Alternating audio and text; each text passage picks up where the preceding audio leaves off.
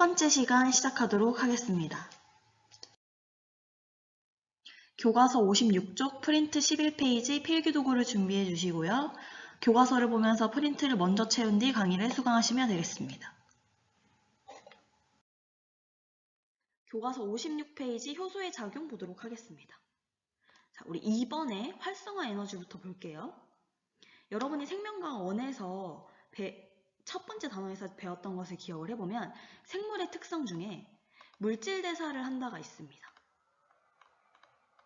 물질 대사란 우리 몸에서 일어나는 모든 화학 반응을 물질 대사라고 하는데요. 여러분이 음식물을 분해해서 영양분을 얻는다든지 아니면 필요한 단백질을 합성한다든지 이러한 반응은 모두 물질 대사에 해당을 합니다. 이렇게 다양한 화학 반응이 일어나려면요.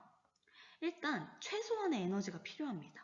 이 화학 반응이 일어나는 데 필요한 최소한의 에너지가 바로 활성화 에너지입니다. 밑에 그래프를 한번 볼게요. 어떤 반응물이 있고 생성물이 있죠. 그럼 이 반응물에서 생성물이 될 때 에너지가 그냥 내려가면 되는데 그냥 내려가는 것이 아니라 얘가 한번 올라갔다가 내려가죠. 그래서 이 활성화 에너지는 반응물이 넘어야 하는 일종의 에너지 장벽이라고 생각하시면 되는데 얘는 이만큼을 먼저 도달을 해야지 생성물이 될 수가 있는 거죠.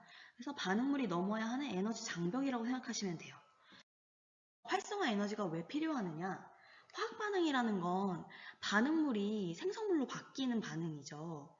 이 반응물이 이루고 있는 원자들 사이의 결합이 있겠죠? 이 반응물의 원자들 사이의 결합을 끊은 다음에 다시 새롭게 결합을 해서 생성물을 만든단 말이에요. 그래서 처음에 이 반응물을 구성하는 원자 사이의 결합을 끊는데 필요한 에너지가 바로 이 활성화 에너지입니다. 그래서 화학 반응이 일어나려면 처음에 넘어야 하는 장벽, 산이 있는데 그걸 우리가 활성화 에너지라고 부른다. 화학 반응이 일어나는데 필요한 최소한의 에너지. 그럼 효소는 무엇을 하느냐? 효소는 이 활성화 에너지를 낮추어서 반응이 쉽게 일어나게 하는 생체 내 촉매입니다. 그래서 우리 몸은요, 다른 바깥에서 일어나는 화학 반응에 비해서 저온이고 저압력 상태임에도 이러한 화학 반응이 진행이 가능한 것입니다. 그래서 56쪽의 아래의 그래프를 보면요. 왼쪽이 효소가 없을 때, 오른쪽이 효소가 있을 때의 그래프입니다. 효소가 없을 때부터 함께 볼게요. 이 반응물이 생성물이 되기 위해서는요. 얘가 먼저 여기 높이까지 도달을 해야 돼요. 이 반응물의 에너지가 여기까지 도달을 해야지 다음 생성물이 되는 반응으로 진행을 할 수가 있습니다. 즉, 이 반응물은 여기 높이까지 올라가야 되니까 반응에 필요한 최소한의 에너지인 활성화 에너지는 이만큼인 거죠. 여기서부터 여기까지. 만약에 여기서 이 높이까지 도달을 못했다. 여기까지만 왔다 칠게요. 반응물의 에너지가. 그러면 얘는 생성물이 될 수가 없는 거죠. 그런데 반면에 오른쪽의 그래프 볼게요. 반응물, 생성물이 있는데 이 반응물이 생성물이 되려면 여기 높이까지 올라가야 돼요. 여기까지 올라가야지 생성물로 진행을 할 수가 있기 때문에 반응에 필요한 최소한의 에너지는 이만큼이 되는 거죠. 그러면 효소가 있을 때와 없을 때를 비교해보면 여기가 없을 때, 여기가 있을 때가 활성화 에너지가 훨씬 낮다는 걸 볼 수 있죠.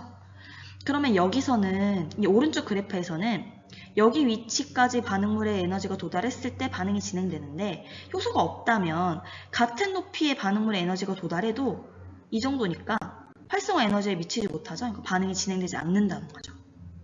효소가 활성화 에너지를 낮춘다는 것은 처음에 반응물이 도달해야 되는 에너지 장벽 자체를 낮춰준다. 그 다음에 반응열 보겠습니다. 반응열은 생성물과 반응물의 에너지 차이입니다. 즉, 선생님이 반응물을 표시를 해볼게요. 효소가 없을 때죠. 반응물 높이 여기, 생성물 높이 여기죠. 그럼 반응열은 이만큼. 오른쪽에서도 이번엔 효소가 있을 때 반응물의 에너지 여기 있고 생성물의 에너지 높이 여기니까 이번에도 반응열은 이만큼이죠. 즉, 효소가 있거나 없거나 반응열의 크기는 변하지 않습니다. 이 반응물이 처음 어떤 반응에서 반응물이 가진 에너지 높이야 나중에 반응이 끝나고 나서 생성물이 가진 에너지 높이는 변하지 않아요. 근데 효소는 무엇을 바꿔주느냐? 반응열은 그대로인데 처음에 넘어야 하는 이 에너지 장벽 자체를 낮춰준다는 거죠. 그래서 반응이 훨씬 쉽게 일어나게 하는 것이 효소이다 라고 기억을 해주시면 되겠습니다. 효소의 특성 함께 보도록 하겠습니다. 1번, 효소에는 기질과 결합하는 활성 부위가 있음. 자, 이 효소는요, 주성분이 뭘까요? 네, 우리가 생물의 구성 단원에서 배웠듯이 효소의 주성분은 단백질입니다. 단백질은 아미노산의 배열과 서열에 따라서 입체 구조를 이루고 있었죠. 이 효소도 단백질이기 때문에 고유한 입체 구조가 있습니다. 그리고 이 효소에 기질과 결합하는 부위가 있는데 그 부위를 우리가 활성 부위라고 부르고요. 기질은 우리가 아까 봤었던 효소와 결합하는 반응물을 기질이라고 합니다. 효소에는 활성 부위가 있고요. 효소와 기질이 결합한 것을 효소기질 복합체라고 부릅니다. 효소는 효소기질 복합체를 형성하여 활성화 에너지를 낮추고요. 활성화 에너지를 낮추는 거는 우리가 방금 전에 그래프를 보면서 함께 공부를 했습니다. 그러면 기질이 효소와 결합되어 있는 동안 기질은 생성물로 변합니다. 자, 생성물이 됐어요. 얘는 하나의 어떤 물질을 분해하는 반응인 거죠. 생성물이 됐습니다. 생성물이 되면 효소와 분리가 되고 효소는 이 첫 번째 그림으로 돌아와서 다른 기질과 결합을 할 수 있습니다. 즉 효소는 재사용이 가능을 해요. 그리고 4번 기질 특이성이라는 것이 있습니다. 효소가 기질과 결합한 이 활성 부위가 각각의 기질에 고유하게 만들어져 있기 때문에 얘는 아무나랑 결합을 할 수 없고 얘 입체 구조랑 꼭 들어맞는 기질과만 결합을 하는데 그걸 우리가 기질 특이성이라고 부릅니다. 예를 들면 우리 녹말 있죠. 소화단원에서 배웠던 녹말을 엿당으로 분해하는 효소는요. 아밀레이스였죠. 그 다음에 엿당을요. 포도당으로 분해하는 효소는 말테이스입니다. 즉 말테이스는 효소죠. 아밀레이스의 활성 부위는 녹말이랑만 결합할 수 있도록 그 구조가 특이하게 되어 있고요. 말테이스는 엿당이랑만 결합할 수 있게 그 구조가 엿당에 딱 맞춰져 있다는 말이에요. 그래서 아밀레이스가 엿당을 포도당으로 못 만들고요. 말테이스가 녹말을 엿당으로 분해하지 못합니다. 아밀레이스는 무조건 녹말을 엿당으로만, 말테이스는 무조건 엿당을 포도당으로만 분해할 수가 있습니다. 이런 것처럼 효소는 그 활성 부위의 입체 구조가 꼭 들어맞는 기질이 있다는 것이 바로 기질 특이성입니다. 57페이지 아래쪽에 그림 볼게요. 좀 더 자세히 보자면 처음부터 이 효소의 활성 부위가 기질과 완벽히 꼭 들어맞게 생긴 건 아니고요. 어느 정도 입체 구조가 맞는 기질이 결합을 하면 이 효소의 여기 활성 부위가 꼭 맞도록 변하게 됩니다. 이건 마치 우리가 악수할 때 서로 손을 잡은 다음에 꼭 쥐는 것처럼 어느 정도 들이맞는 곳에 기질이 딱 결합을 하면 완벽히 꼭 맞게 변한다. 이 그림도 한번 같이 볼게요. 얘가 효소인데 여기가 활성 부위겠죠? 이 모양과 들어맞는 기질은 결합을 해서 효소기질 복합체를 형성을 하고 얘 같은 경우는 이 효소의 활성 부위와 맞지 않죠?